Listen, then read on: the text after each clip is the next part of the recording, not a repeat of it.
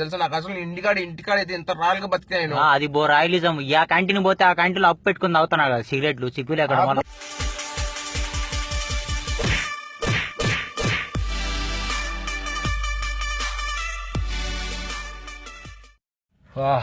ఈ నా కొడుకు వచ్చి కోయిట్కి వచ్చి 20 రోజులు కాలా. వీడికి ఎందుకు ఊరికే రానా అని చెప్పి పంచాయతీ పెడతా అంటాడు. ఎందుకు తెలిసిపోవాలి ఈరోజు. ఏందిరా ఎందుకు ఊరికే రమ్మంటున్నావు రానా అని చెప్పేసి? నేను ఇంటికి వెళ్ళిపోతున్నా. ఎడికి పోతావు? ఇంటికి వెళ్ళిపోతాను. ఇంటి నుంచి కదా ఇప్పుడు వచ్చింది నువ్వు? ఆ ఇంటికి కాదు, నేను ఇండియాకి వెళ్ళిపోతా. ఇంటికి నేను అసలు పని చేయలేను. నేను ఏమిరా నొప్పింది ఇంట్లో. ఏంది ప్రతిదీ ఒక పద్ధతి లేయాలా, అది చేసి ఇది చేసి మార్నింగ్ ఇది చేయాలా అది చేయాలా, ఇది బండికి అడుగు అది గడిచి ఏదో అంటాడు. అవురా ఇంకా పనికి వస్తే పని చేయాలి కదా, ఊరికేస్తాడు డబ్బులు నీకు.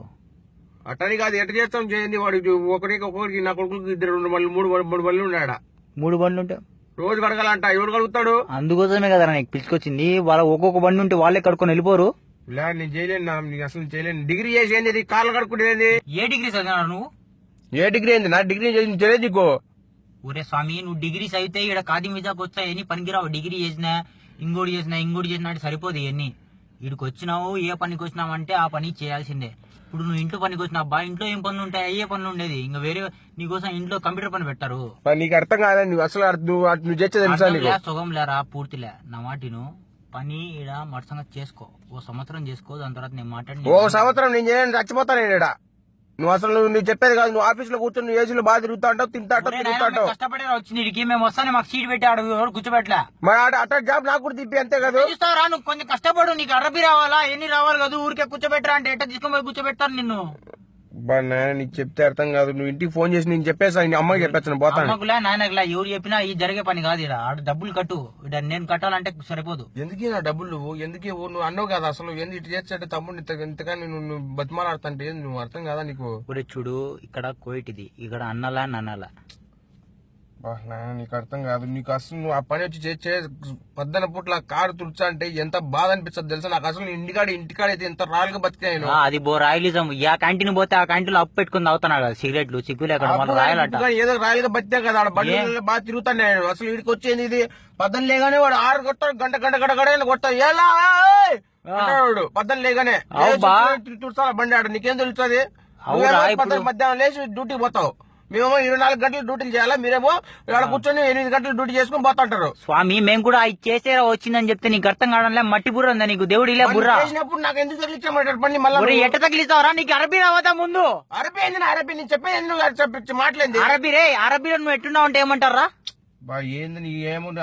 మాకు ఇంగ్లీష్ వచ్చు కదా. అరబీ వస్తుందా? అరబీలో నువ్వు ఎట్టున్నావు అంటే ఏమంటారు చెప్పు?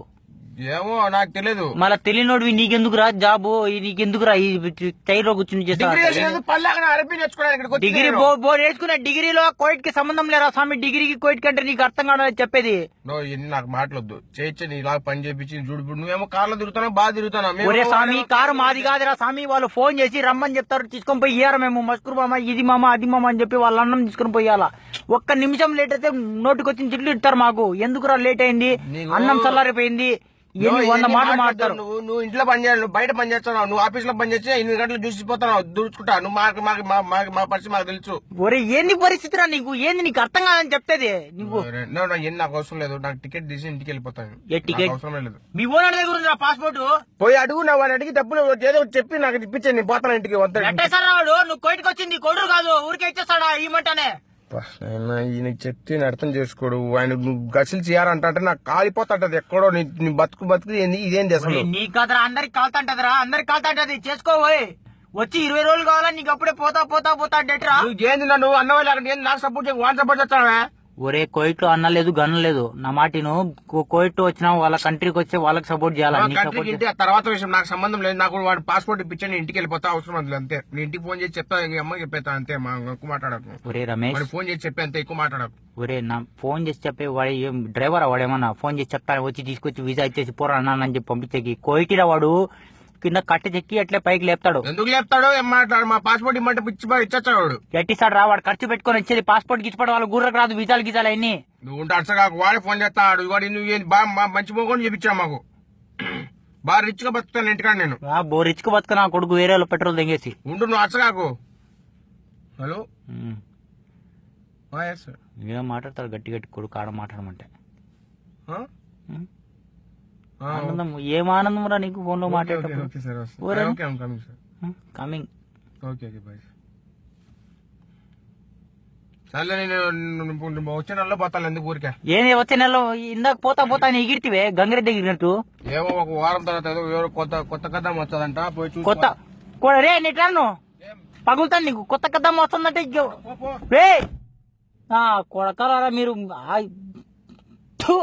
బతుకులో మారరా మీరు నాకు కొడకరారా ఆడ నుంచి పిలుచుకొచ్చి మా వైఫ్ పెళ్ళ